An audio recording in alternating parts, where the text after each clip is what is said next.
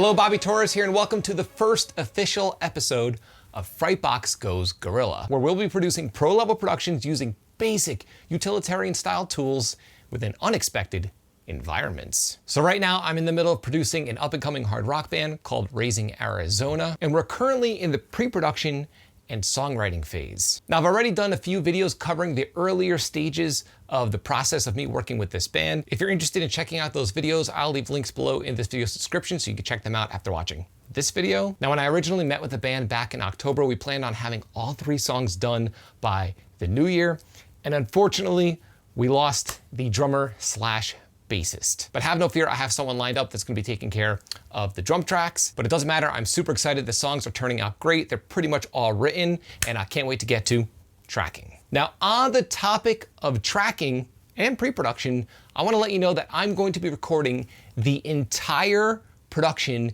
right here where I'm currently shooting this, in my semi-finished, non-acoustically treated basement. I'm gonna be recording live drums, live amps, vocals, even some organic live piano upstairs in the living room. And I'm gonna be doing all of this with my 2012 dated MacBook Pro with an inexpensive interface and inexpensive microphones. And in this video, I'm gonna break down the studio setup that I have going on. It's what I'm currently using right now in the pre-production phase, and it's what I'm gonna be using in the actual recording phase. And also on the topic of gear, I wanna let you know that my Frightbox Essential Gear Guide is available right now for absolutely free. There's a link below in this video's description. The guide lays out in great detail all of the gear that I use in my studio to record music professionally. And the good news is all of this gear is extremely affordable. You do not need to spend a lot of money to produce pro-level results, and the gear guide will help point you in the right direction if you're in the market for new gear. It'll also help you save money so you can focus on buying gear that actually matters. Now, in this new Frightbox Goes Guerrilla series, I'm gonna be recording multiple bands within multiple unexpected, less than ideal environments using inexpensive, simple,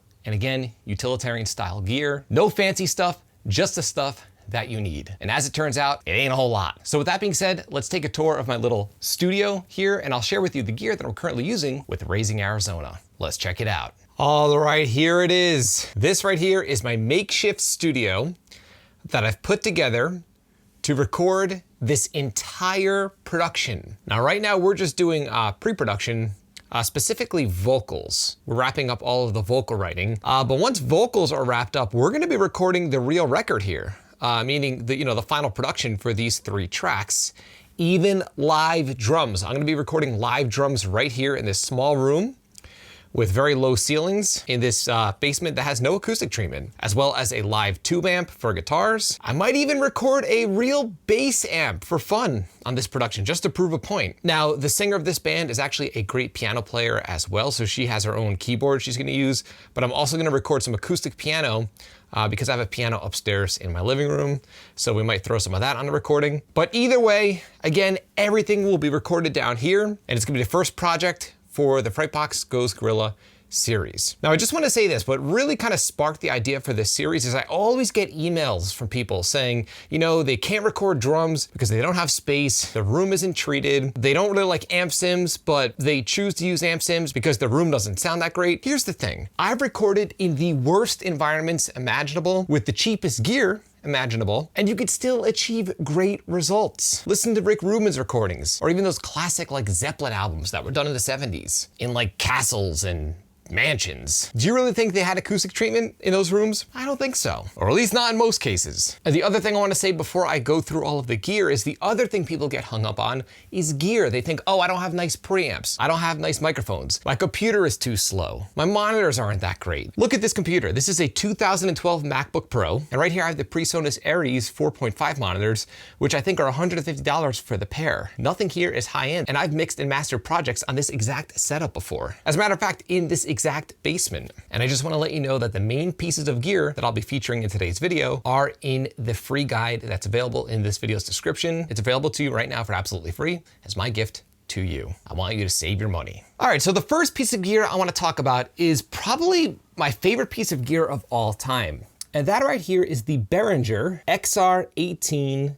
digital mixer. Now, this is marketed mainly as a digital mixer for live use because it has an internal digital mixer built into it, and you can control it over Wi-Fi with a tablet. But what most people don't realize is it's also an amazing 18-channel audio interface, USB audio interface. And it also has 8 outputs. Now, it's loaded with 16 Midas preamps, which are great, and 2 line-ins. So if, let's say, I have an extra preamp or stereo preamp, I can record 18 channels at once. But either way, 16 channels is usually more than enough. Now, the reason why I'm telling you it's one of my favorite pieces of gear of all time is because you can do so much with it. And I talk about this in detail in the guide. Let's say you're in a band and you want to run your own sound at a smaller show. It's perfect for that. And it's also great for mobile recording. I don't have to daisy chain multiple interfaces together. It's all here in one box. Now, I am not affiliated with Behringer, but Behringer, if you're watching this, hit me up because I love this interface. Again, it's the Behringer XR18. So right now I'm only using 1 channel because we're only recording vocals, and I'm also using the headphone out. Now, instead of using regular XLRs all across my,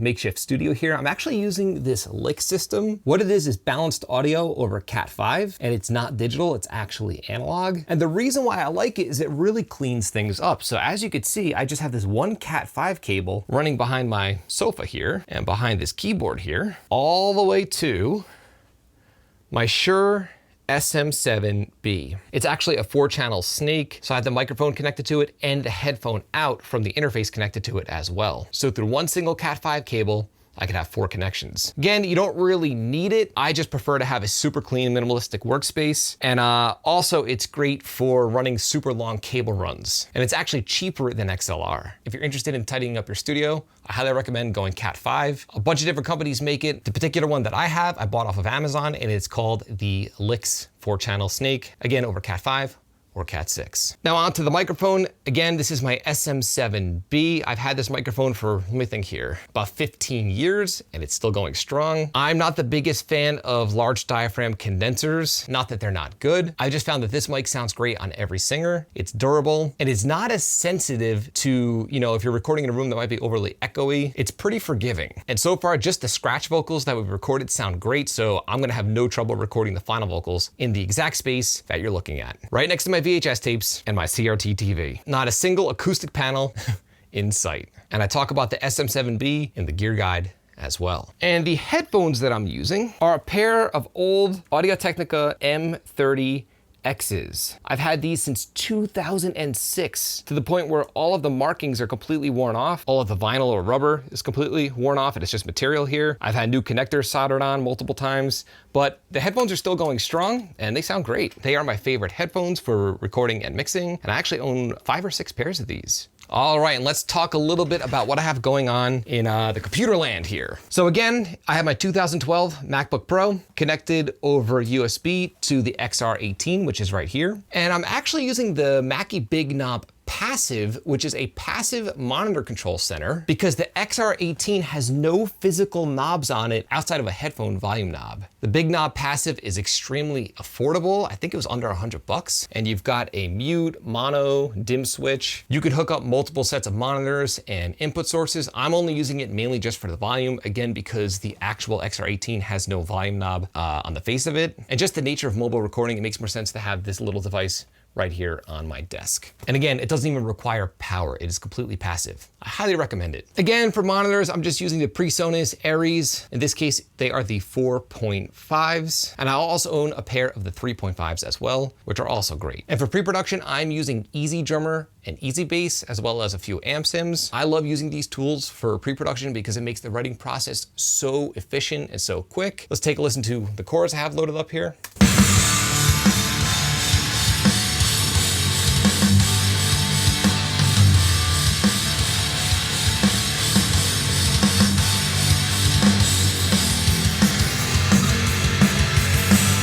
So it pretty much sounds almost like a finished album already, which is great for the singer to get her in the vibe and get her inspired when we're coming up with vocal parts. And this is why I love these modern day tools. It makes the whole creative process so much more efficient. And believe it or not, that is my entire makeshift studio here. I figured I'd kick off this Frightbox Goes Gorilla series by recording in my basement, but we are gonna take it to many, many, many other places that are even less ideal than this particular spot in future installments in this series. Again, you do not need to record in a perfectly acoustically treated space. You don't need high-end gear. It's a complete myth. And you'll find out when you hear the final result of the 3 songs that we're gonna be recording with this gear within this space. Well, I hope you've enjoyed this very first episode of Frightbox Goes Gorilla. And believe me, I have a ton more in store for the channel. And also be sure to download your free Frightbox Essential Gear Guide. It features everything you need and nothing you don't, and will help you focus on the right gear that you need for your current situation and the music that you're recording within your home studio. So I'm curious to know, what did you think of my makeshift studio? Did you find it inspiring? Or did you kind of feel that it was crap? Let me know by leaving a comment in the comment section below. I'd love to hear your opinion. If you found this video helpful, like, comment, subscribe, and share. And don't forget to click that little bell icon so you can be notified every time I upload one of my weekly videos on all things metal and rock production. And until next time, happy producing.